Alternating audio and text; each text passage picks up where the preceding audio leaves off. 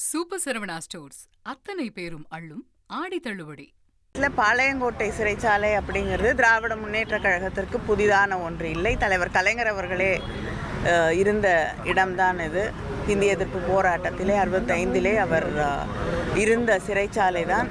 அதனால் திராவிட முன்னேற்ற கழகத்தில் இருக்கக்கூடியவர்கள் யார் இந்த சிறைச்சாலைக்கு வந்தாலும் அதை பெருமையாகத்தான் நினைப்பார்கள். அதனால் எங்களுடைய சட்டமன்ற உறுப்பினர் மார்க்கண்டேயன் அவர்கள் அதை பெருமையாகத்தான் ஏற்றுக்கொண்டு இங்கே இந்த சிறையில் இருக்கிறார். அது மட்டும் இல்லை, இந்த மாதிரி அச்சுறுத்தல்களுக்கு, வழக்குகளுக்கு, கைதுகளுக்கெல்லாம் பயப்படக்கூடியவர்கள் திராவிட முன்னேற்ற கழகத்தில் யாருமே கிடையாது. எத்தனை பொய் வழக்குகள் போட்டாலும் அதை சந்திப்பதற்கு திராவிட முன்னேற்ற கழகமும் எங்களுடைய தலைவர்களும் தயாராகத்தான் இருக்கிறோம்.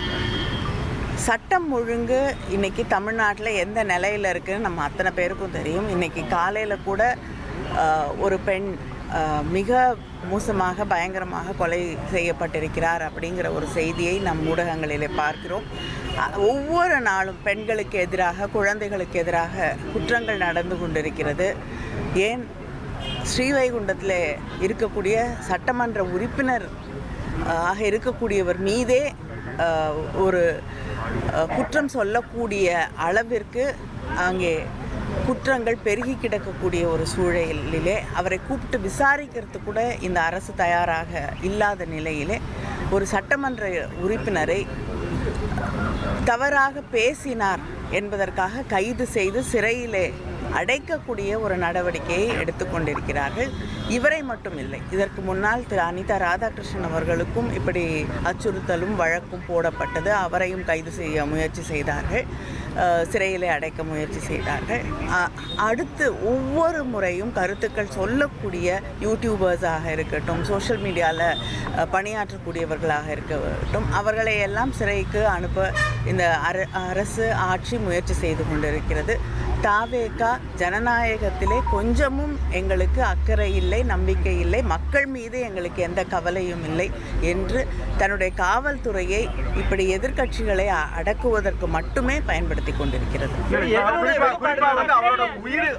அவரை வந்து கொலை செய்து விடுவோம் என்பது பேசினதான் நாங்கள் நடவடிக்கை எடுத்தோம் சொல்லி நிர்மல்குமார் சொல்றாரு.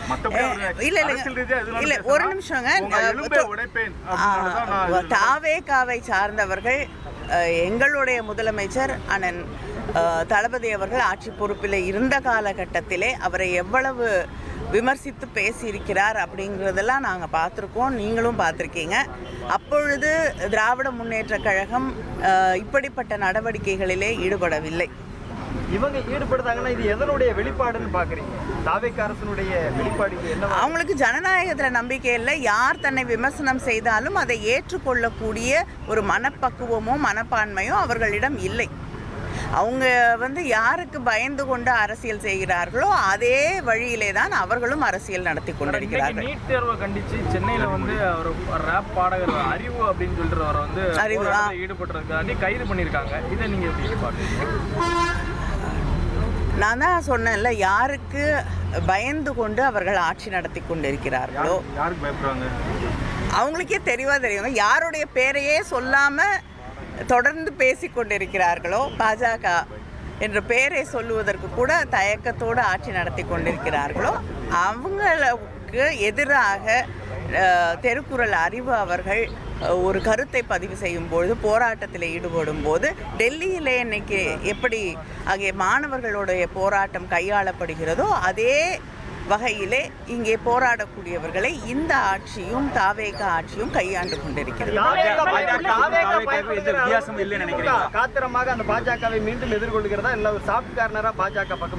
திராவிட முன்னேற்ற கழகம் தன்னுடைய கொள்கைகளிலிருந்து, கருத்துக்களிலிருந்து தமிழ்நாட்டு நலன் என்று வரும் பொழுது என்றும் விட்டு கொடுத்ததில்லை, விட்டு கொடுக்கவும் மாட்டோம்.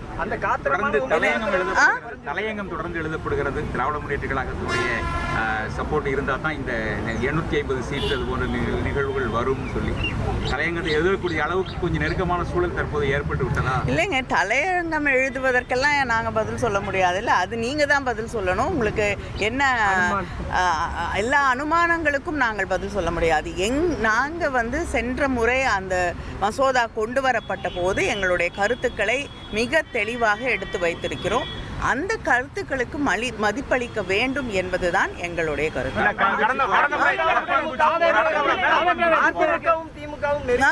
அதிமுகவும் திமுகவும் ஒத்த கருத்தோடு நெருங்கி வர்ற மாதிரியான சூழல்கள் தமிழ்நாட்டு அரசியலில் ஏற்பட்டிருக்கிறதா சொல்லப்படுறது. எந்த காலத்திலையும் அதிமுகவும் திமுகவும் நெருங்கி வந்தது கிடையாது.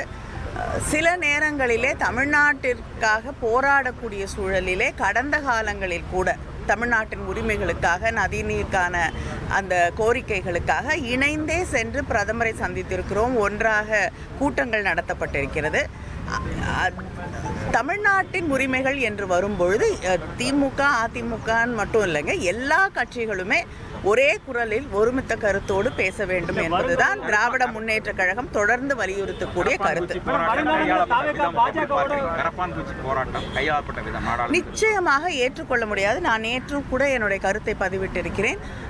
மாணவர்களுடைய போராட்டம் தொடர்ந்து திராவிட முன்னேற்ற கழகம் நீட்டுக்கு எதிராக எங்களுடைய கருத்துக்களை நாங்கள் பதிவிட்டு கொண்டிருக்கிறோம். அது மட்டும் இல்லாமல் தொடர்ந்து அதற்கு எதிராக நீட் என்பது கைவிடப்பட வேண்டும் என்பதுதான் திராவிட முன்னேற்ற கழகத்தின் தொடர்ந்த கருத்தாக இருக்கிறது.